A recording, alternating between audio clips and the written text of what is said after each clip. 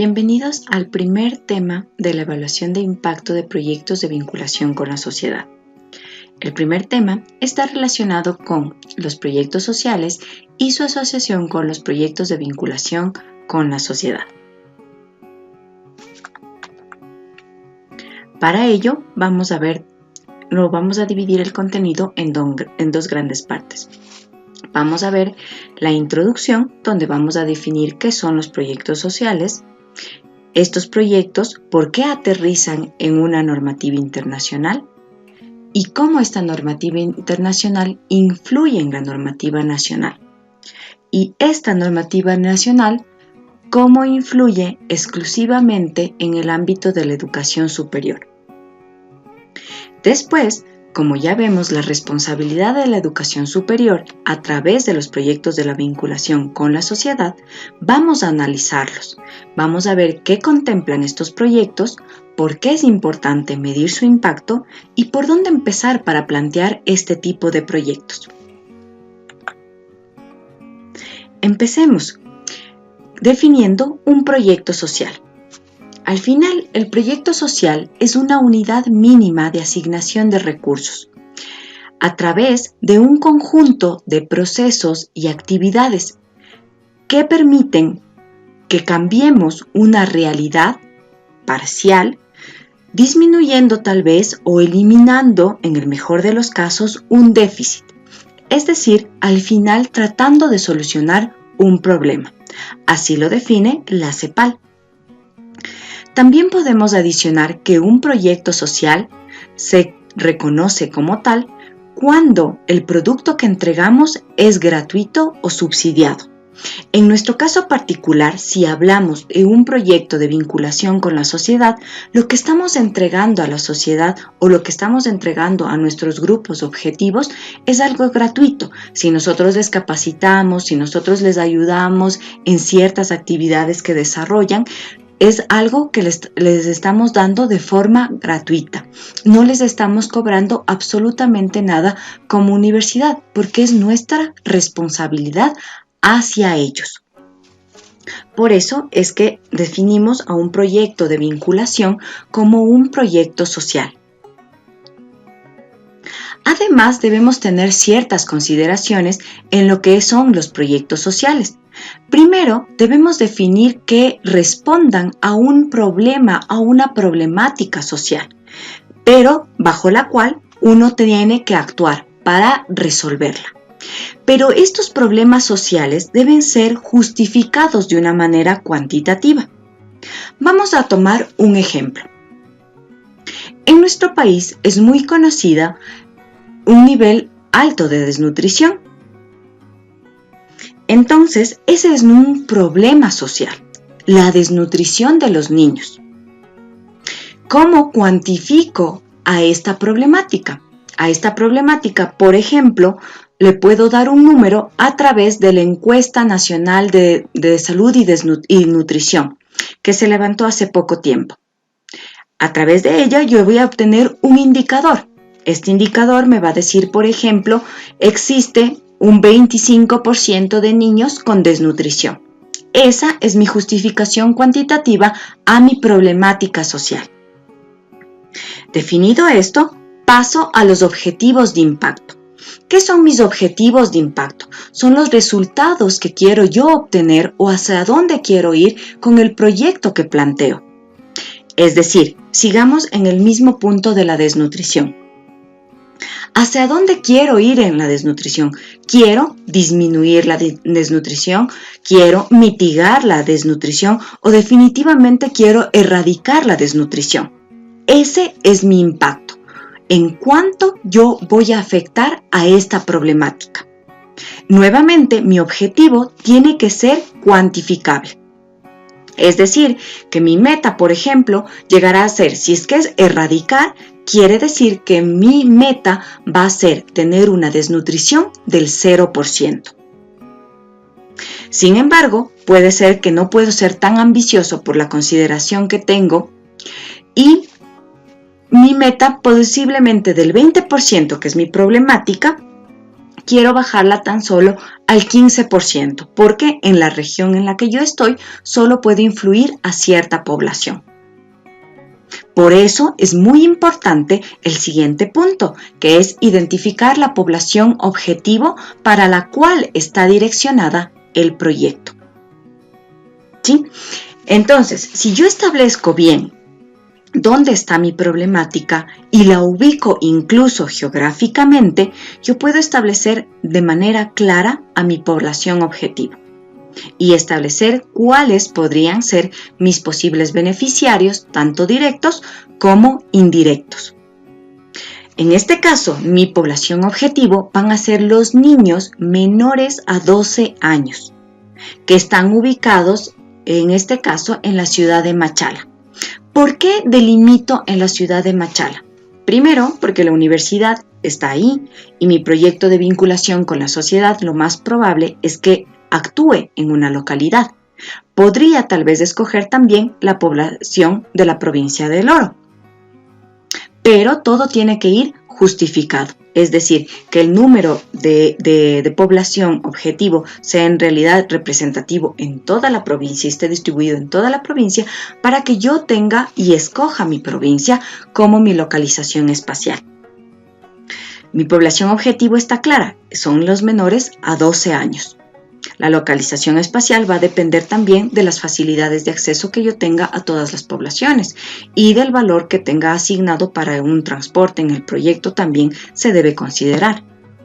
También es importante establecer una fecha de inicio y una fecha de finalización del proyecto. ¿Por qué es tan importante en cualquier proyecto y más aún en el social establecer una fecha de inicio y una de finalización?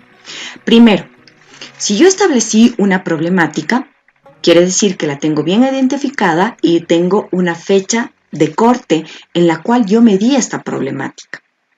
Y quiero ver si al implementar mi proyecto voy a tener una incidencia en la población, es decir, voy en realidad a cumplir mi objetivo. Y que al finalizar mi proyecto, suponiendo que mi proyecto durara un año, yo quiero ver si al segundo año en realidad he causado un efecto y he causado en realidad un impacto a esa población objetivo. Entonces, por eso es muy importante tener una fecha de inicio y de finalización, porque los proyectos sociales no solamente se miden cuando inician y terminan, sino se miden en el posterior. Por eso hay una evaluación ex post. Es decir, cuando ya terminó mi proyecto, yo quiero saber si esta población objetivo sigue manteniendo efectos del proyecto que yo puse en marcha con ellos. Es por eso, nuevamente recalco, la importancia de las fechas, de la localización espacial, de que esté claramente definido el objetivo, la población objetivo y que esté obviamente cuantificada la problemática social. En el caso de la desnutrición, ¿por qué es importante la fecha de inicio y la fecha de fin? Porque la desnutrición no es tan fácil de erradicar, ni siquiera es tan fácil de reducir tan rápidamente. La desnutrición es un problema social que se ve reflejado en un tiempo, no se ve resultados de manera inmediata. Por eso es importante estas fechas y sobre todo, como les menciono, en un proyecto social. Ciertas acotaciones que hay que hacer sobre los proyectos sociales para ir anclándolos a la normativa internacional y a la normativa nacional. Si yo tengo un conjunto de estos proyectos sociales que van direccionados hacia un mismo fin, y así sean que estén direccionados a diferentes poblaciones o tengan diferentes formas de intervención, van a constituir un programa social. Por ejemplo, si yo tengo el tema de la desnutrición en Machala o en la provincia del Oro, puedo también tal vez tener desnutrición en la provincia de Chimborazo y tal vez tener también desnutrición en la Amazonía. Son 3 proyectos diferentes, los llevan cada, una institución superior diferente, de educación superior diferente. Sin embargo, tienen el mismo objetivo, disminuir la desnutrición. también van a tener posiblemente diferentes herramientas de intervención, porque incluso por el tipo de personas con la que se trata, tienen diferentes formas y tienen diferentes formas de alimentación y de comportamiento. Entonces son diferentes herramientas de intervención, pero sin embargo van a un mismo objetivo. Son 3 proyectos sociales que pueden constituir un programa social.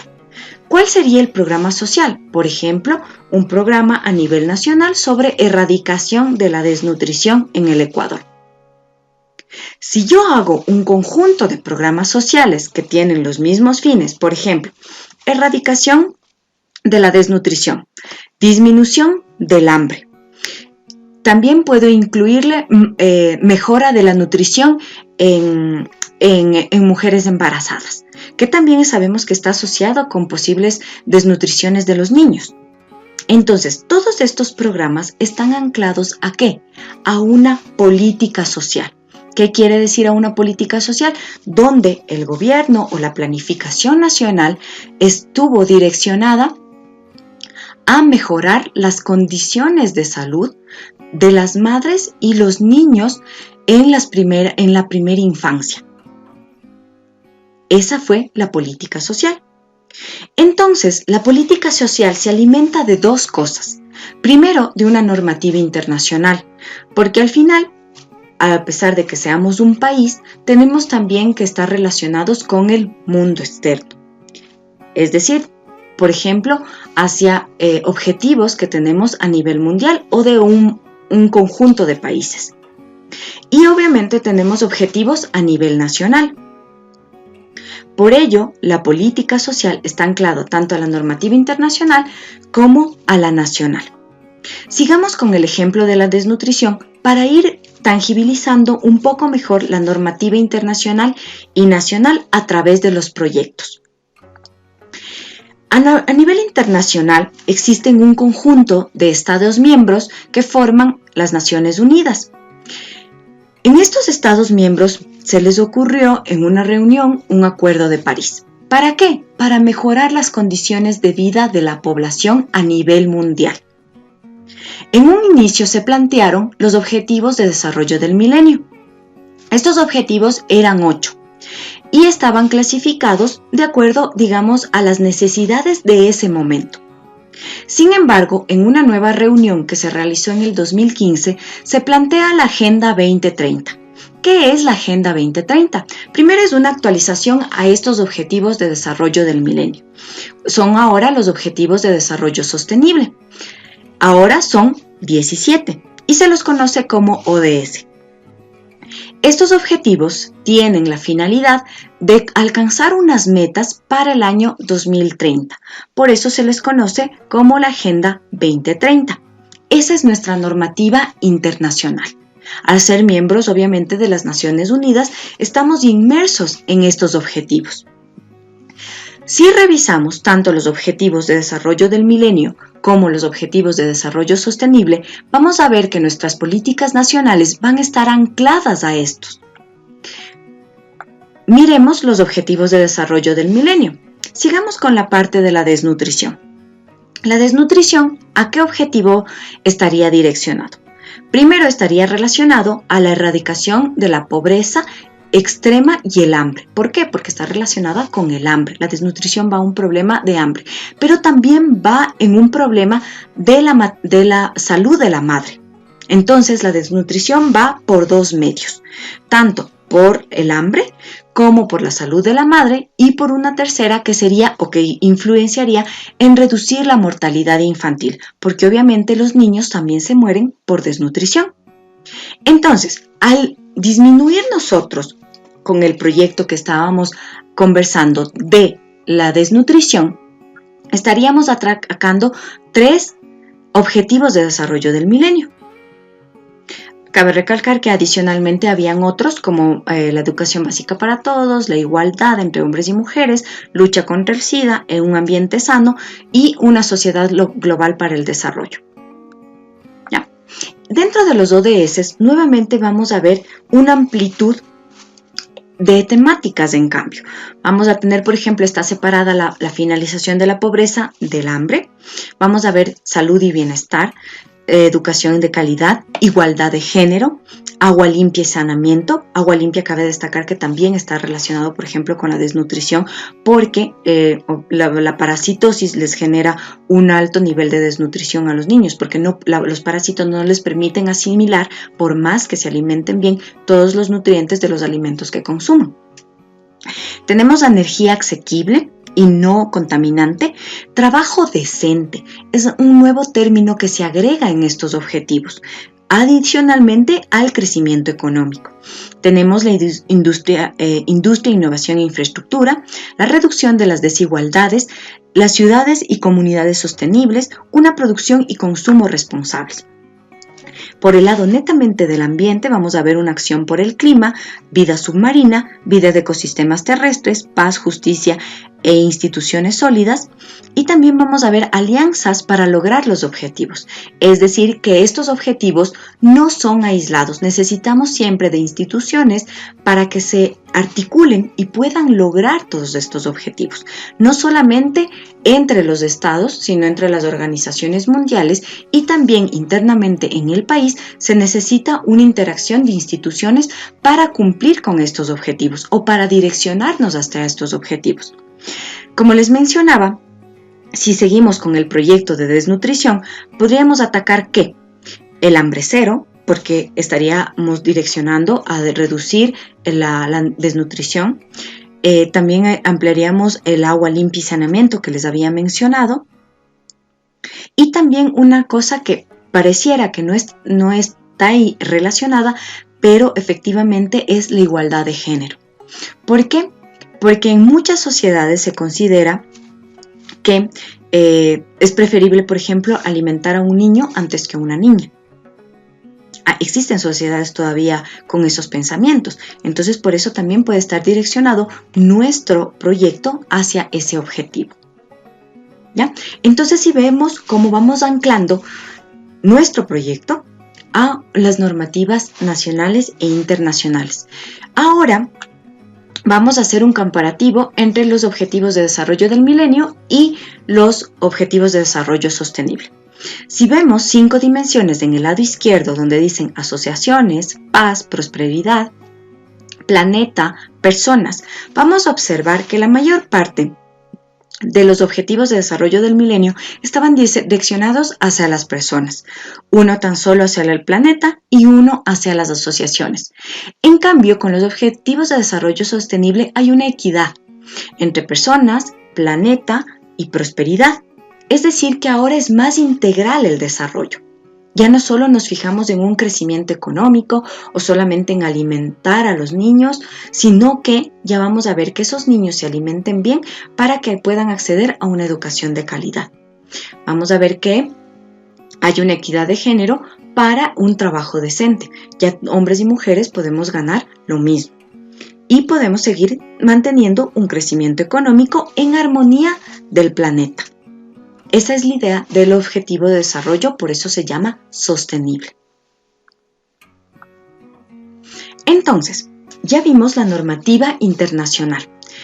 En base a estos objetivos que están en vigencia, los ODS, vamos a ver que regresemos un poco al gráfico de los ODS, donde dice el objetivo 4, educación de calidad. Si solo reflejamos este objetivo y lo trasladamos a nuestra normativa nacional, vamos a ver que en la Constitución de la República del Ecuador, en el artículo 3 se señala que el Estado es garantista y sin discriminación a derechos que están en la Constitución y en instrumentos internacionales, como les mencionaba, los ODS. ¿En qué aspectos básicamente? En educación, salud, alimentación, seguridad social y agua para todos sus habitantes.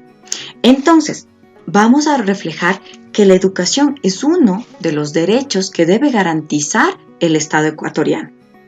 Adicionalmente y de manera complementaria, en el artículo 28 se señala que la educación va a responder a un interés público y que no estará inmerso en intereses individuales o peor corporativos. ¿En qué sentido va la educación de un interés público? Es decir, que el conocimiento que se transmita también debe tener o de responder a una necesidad social. Por ello es importante anclar, digamos, los objetivos con lo que está haciendo prácticamente el Estado a través de la Constitución. Pero no solo la Constitución es garantista de este derecho. A través de la Ley Orgánica de Educación Superior, se puede responsabilizar a la educación superior sobre una educación de calidad que tenga excelencia académica y que tenga una pertinencia. Entonces, a través de ello se acentúa que la docencia, la investigación y la vinculación deben ser parte importante de las instituciones de educación superior. ¿Para qué? Porque esta educación, acuérdense, va a llegar que cumpla mi derecho, que tenga o que cumpla con mi interés público y que a su vez cumpla con un derecho mundial o con un objetivo mundial, que es acceder a una educación de calidad. Seguimos aterrizando a la parte nacional y vemos el principio de pertinencia. El principio de pertinencia en la educación superior va a direccionarse a las expectativas y a las necesidades que tiene la sociedad. También a la planificación nacional. Es decir, voy a tener planificación como, por ejemplo, la Planificación Nacional de Desarrollo, que está vigente 2017-2021, a los planes de desarrollo y ordenamiento territorial, también a los regímenes de desarrollo, es decir, a toda la influencia que se tiene a nivel mundial, hacia dónde está direccionándose el desarrollo, la perspectiva de desarrollo tanto científica, humanística, tecnológica, pero que también contemple una diversidad cultural. ¿Por qué la diversidad cultural? Porque es uno de los parámetros de nuestra Constitución. He ahí la importancia del principio de pertinencia, es decir, que las carreras o la educación superior en sí va a estar direccionadas a prioridades que se tienen a nivel nacional y a prioridades que se tengan a nivel de las necesidades de la sociedad circundante de la institución. Entonces, ¿qué deben hacer las instituciones de educación superior para que esto se efectúe? Van a tener que articular, ¿qué nomás? La docencia, la investigación, la vinculación, ¿a qué? A la demanda académica, que es lo que se mencionaba, lo que demanda la sociedad. El mismo hecho de que la sociedad tiene derechos demanda salud y educación, por ejemplo.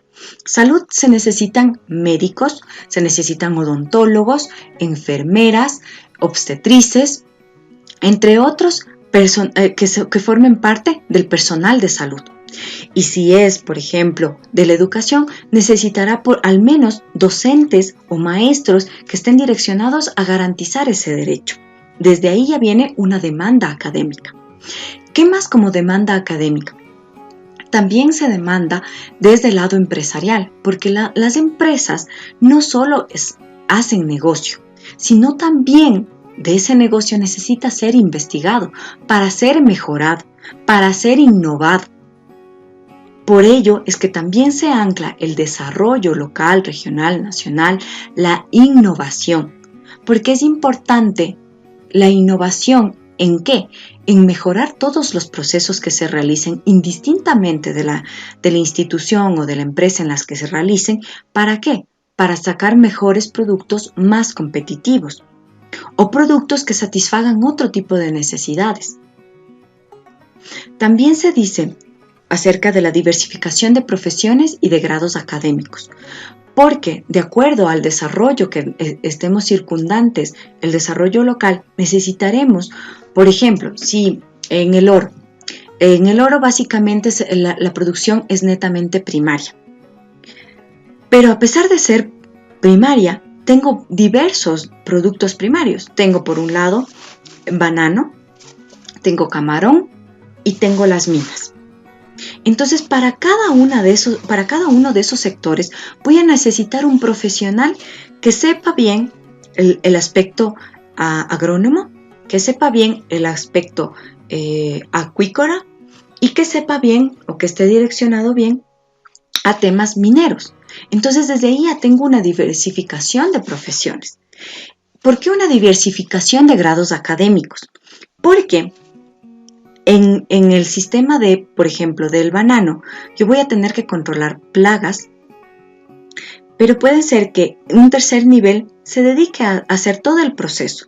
Sin embargo, una maestría le va a permitir, por ejemplo, una maestría que desarrolle plaguicidas naturales. Entonces, esa maestría le va a permitir especializarse a un profesional exclusivamente en plaguicidas naturales.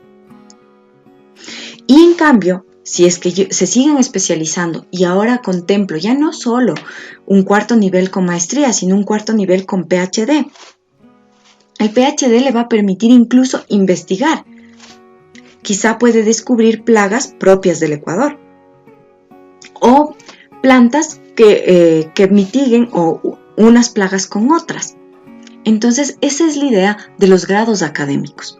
Y obviamente vamos a tener que ver las tendencias del mercado ocupacional, tanto a nivel mundial como a nivel de local, regional y nacional. Vamos a tener que observar las tendencias demográficas, es decir, cómo se va a comportar mi población. Porque nosotros, al igual que en los países europeos, ya estamos revertiendo, mejor dicho, nuestra pirámide poblacional. Ahora, las generaciones ya no tienen tantos hijos como las tenían las generaciones anteriores. Entonces eso va en un futuro a cambiar el sentido de la pirámide y tenemos que actuar en base a eso. Ya las necesidades tal vez no serán de una educación primaria, sino tal vez son cuidados geriátricos. Entonces, por eso es la importancia del estudio de pertinencia y obviamente agregar estas tendencias demográficas. Obviamente, tanto a nivel local, provincial como regional. Finalmente, señala el principio de pertinencia que la vinculación tiene que estar anclada a la estructura productiva actual. Es decir, ¿qué me dice la planificación nacional? ¿Hacia dónde voy? ¿Qué está buscando? Esa estructura es la que va a anclar mi pertinencia. Obviamente también va a estar relacionado al potencial que se tenga en la provincia. Entonces, relaciono la planificación nacional, relaciono la potencialidad que tiene mi provincia en recursos o la región y las articulo ¿para qué?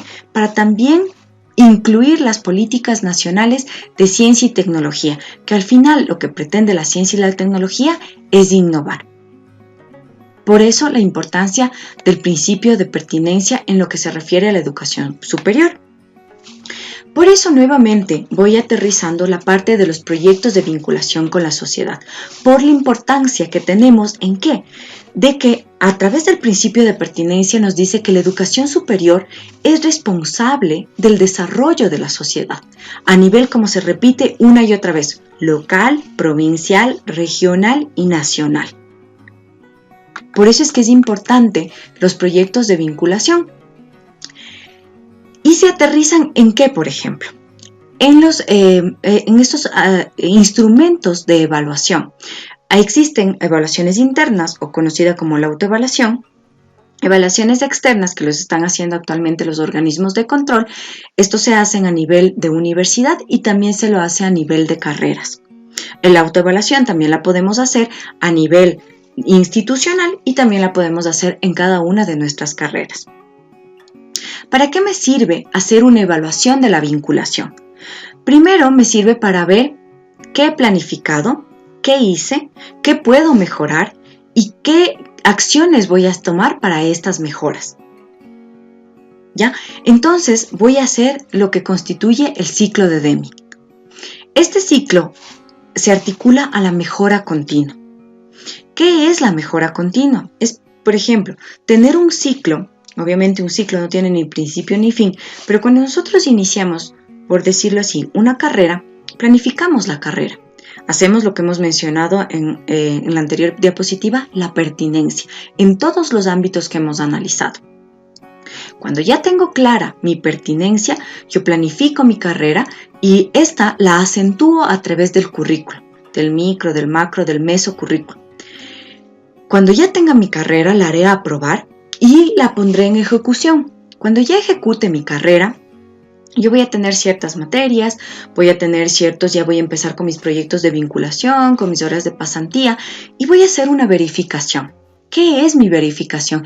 Es decir, que los chicos estén aprendiendo o los estudiantes estén aprendiendo lo que tienen que aprender en esas materias, están alcanzando los resultados de aprendizaje que yo planifiqué. ¿Para qué? Para alcanzar el perfil profesional que se supone va a responder a las necesidades de la sociedad. En caso de que no esté cumpliendo o que hay falencias o que hay que fortalecer, entonces se toma acciones.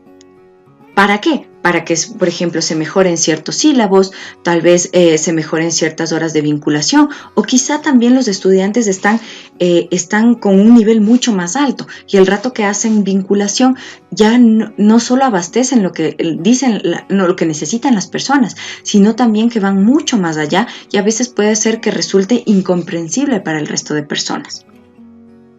A eso vamos cuando hacemos el ciclo de Denim.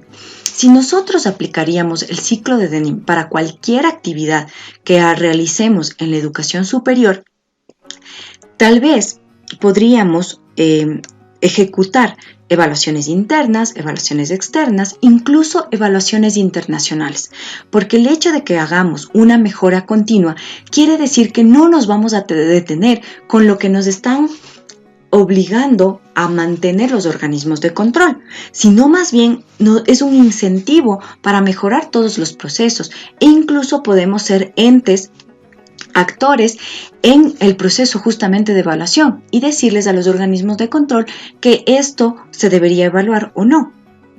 Entonces es muy importante esta parte de la mejora continua, sobre todo en los procesos de vinculación, porque la vinculación articula todos los procesos sustantivos. Es decir, la investigación, la vinculación como tal y vincula también la docencia. Entonces, eso me permite o me facilita llegar efectivamente a tener un impacto en la sociedad a través del conocimiento que están adquiriendo los estudiantes. Por eso es importante ver el reglamento de régimen académico. El reglamento de régimen académico menciona 3 puntos importantes acerca de la vinculación con la sociedad. Reitera nuevamente la pertinencia, porque si no somos pertinentes en la sociedad, difícilmente nos vamos a poder articular con esta. También se articula a través de la educación continua, porque si bien es cierto, podemos establecer, por ejemplo, cursos que ayuden a nuestros estudiantes a adquirir otras capacidades, también puede ayudar a las personas que no pertenecen a la universidad y se pueden incluir en estos cursos de educación continua para obtener ciertas habilidades que les va a permitir ejercer mejor sea su profesión, su oficio, o les puede ayudar simplemente a tener un mejor nivel de conocimiento, o tal vez incluso recordar o profundizar. También está asociada a la formación docente en un ámbito básico o en un ámbito avanzado. Estas formaciones pueden ser tanto a nivel de asistencia simplemente o también de aprobación. Y finalmente, la vinculación se ancla con las prácticas preprofesionales y de pasantías que realizan los estudiantes y que son direccionadas también por docentes. Estas prácticas preprofesionales y estas pasantías están ancladas a las asignaturas que reciben. Por eso es la importancia nuevamente de que se cumpla un ciclo y de que se haga desde la pertinencia para que se cumpla todos los parámetros y haya una articulación desde la creación de la carrera hasta los profesionales que salgan de la misma. Como les mencionaba, en el reglamento de régimen académico se articulan estas 3 cosas y se menciona cómo desarrollar cada una de ellas en el ámbito de la vinculación. Aquí tenemos un esquema de las funciones sustantivas que nos permitirá tal vez ver de una mejor manera lo que he mencionado anteriormente.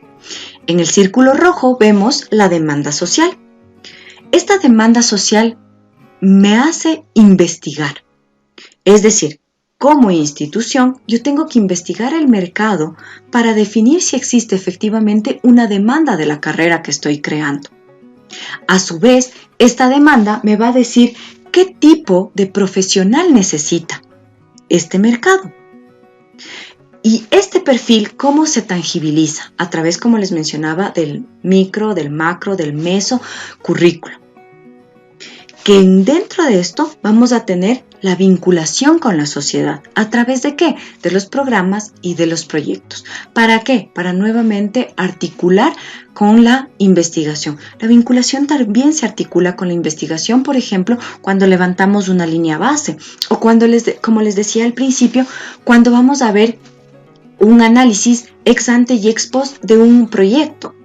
Justamente ver si efectivamente nuestro proyecto de vinculación con la sociedad tuvo un antes y un después muy marcado, con por ejemplo, midiéndole, por decirle, la desnutrición, medirles a los niños mes a mes cómo han ido evolucionando en temas de alimentación, incluso si es que ya pueden empezar bajo cierto nivel, ya pueden empezar a hacer cierta actividad física. También pueden tener un mejor desempeño en la escuela. Entonces, ese estudio, si nosotros lo hacemos mes a mes, puede ser un caso de estudio y puede ser llevado a una investigación de relevancia. Por eso, la vinculación, la investigación y la docencia se articulan perfectamente. Por eso son funciones sustantivas de la educación superior. Pero lo que quiero reiterar es que estos programas y estos proyectos planteados de vinculación sirven para empatar la docencia. ¿Por qué? Porque son los estudiantes absorbiendo el conocimiento, y la investigación, ¿por qué? Porque son esos conocimientos adquiridos por los estudiantes reflejados en una sociedad, reflejados en el impacto que causaron sus acciones en la sociedad. Aquí nuevamente se ve un modelo de vinculación que articula todas las funciones sustantivas, pero de una manera un poco más desagregada.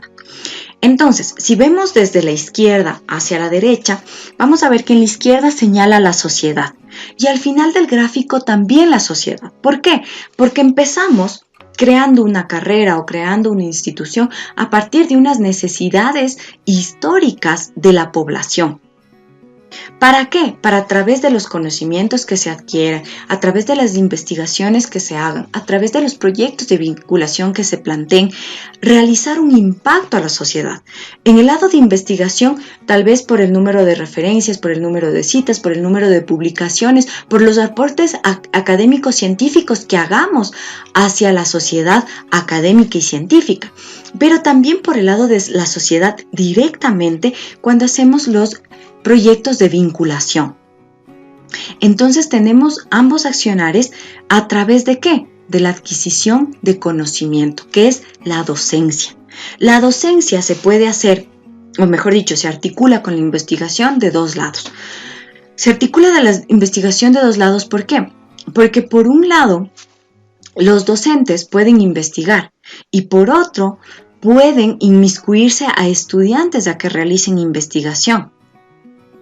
Y lo mismo va a pasar con la vinculación. La vinculación se direcciona por docentes, pero son los estudiantes los que efectivizan las actividades de vinculación, porque son ellos los que tienen que aprender a desempeñarse en sociedad y a ser entes, como decíamos, de interés social, lo que decía la Constitución.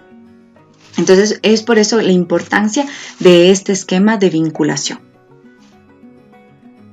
Habiendo analizado todo esto de la normativa internacional, de la normativa nacional, cómo hemos ido aterrizando a la responsabilidad que tenemos como instituciones de educación superior, ahora se puede visibilizar por qué es importante realizar la evaluación de impacto de un proyecto de vinculación. Primero, porque al ser una magnitud cuantitativa, puedo ver si es que efectivamente hay un antes y un después de la aplicación del proyecto. Ver si esa población objetivo realmente cambió después de haberle aplicado el proyecto. Realmente resolvimos la problemática en la que estuvieron. El impacto se mide comparando una línea base y una línea o varias líneas comparativas. ¿Por qué se señalan líneas comparativas? Porque la evaluación puede ser también unida a un monitoreo.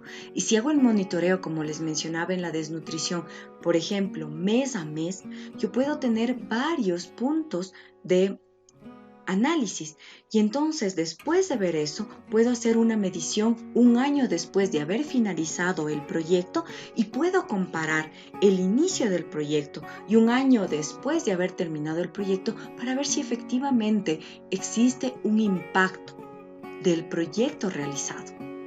Y ese impacto se va a hacer siempre y cuando el proyecto sea sostenible. ¿Ya? Cuando el impacto es sostenible, ahí en verdad se efectivizó el objetivo del proyecto. Si es que no sucede esto, simplemente fue un proyecto sustentable, es decir, que requirió recursos y que su efecto duró solamente el momento en que estuvo en vigencia el proyecto, cuando se realizaron las actividades, y posteriormente ya no hubo ningún alcance. Otra cosa importante del impacto, así como de un proyecto social, es que debe haber una relación directa con la problemática social. El impacto tiene que ser en la problemática, no puede ser en otra acción, digamos, tercera, sino debe ser directamente al problema social. También se deben medir los impactos a través de los beneficiarios directos e indirectos, porque no solamente puede haber beneficio a la población objetivo. Por eso hay que diferenciar población objetivo de beneficiarios. Otra cosa importante que es para plantear o para tener un mayor alcance en el impacto es que como es un proyecto social, yo debo anclarlo siempre a la participación de mi población objetivo, porque la población objetivo conoce claramente sus limitantes y conoce claramente sus necesidades.